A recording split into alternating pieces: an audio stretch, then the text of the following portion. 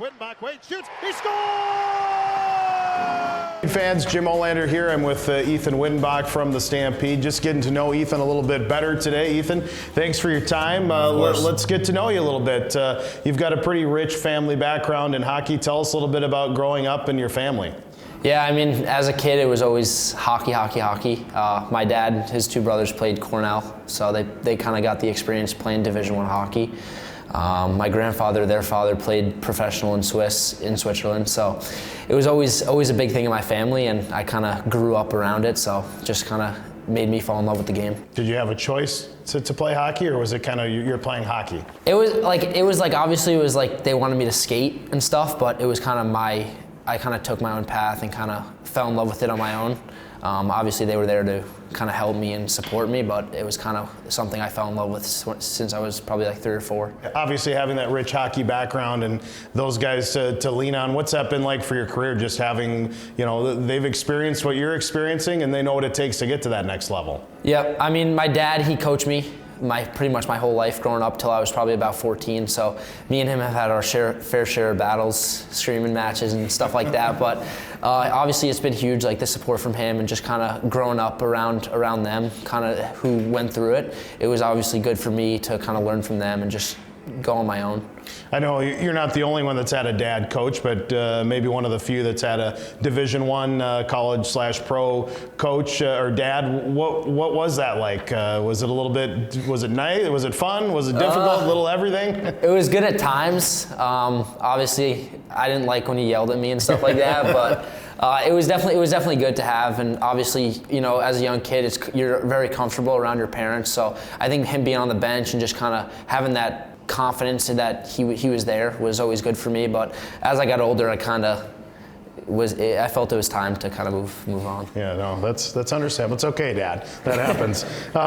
You spent time with the Long Island Gulls pretty much your whole youth career. What's that organization like? What was that experience like? Yeah, I mean, I guess I'm a little biased, but it's the best. I mean, I think it's the best youth organization in the country, and I think just kind of from the development standpoint, day to day, just skating during the day, practice at night, and just obviously the overall culture they build there is just, it's unreal, and I think I'm really lucky that I was able to experience it. Has that helped you with your transition to the USHL, where you're kind of on a similar type of schedule, I'd imagine? 100%. I feel like when I got here for training camp, I was kind of used to the layout, the skate during the day, the team practice, the skills, the workouts. I think I was used to the whole process, and I think that it kind of helped me get a little bit in front of other people who were kind of coming in and just getting used to it for the first time.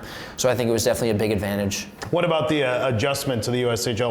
What's been the most difficult thing for you? I think the biggest thing is kind of just the confidence piece. Being a younger kid, it's kind of the first 10 to 12 games, it was kind of, I just wasn't as confident as I normally would have been. I think that was probably the biggest thing I had to learn and just kind of get used to.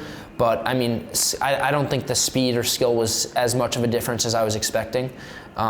So I think the biggest thing was probably just the physicality in some of the older players, and then along with not being as confident, just being a younger kid.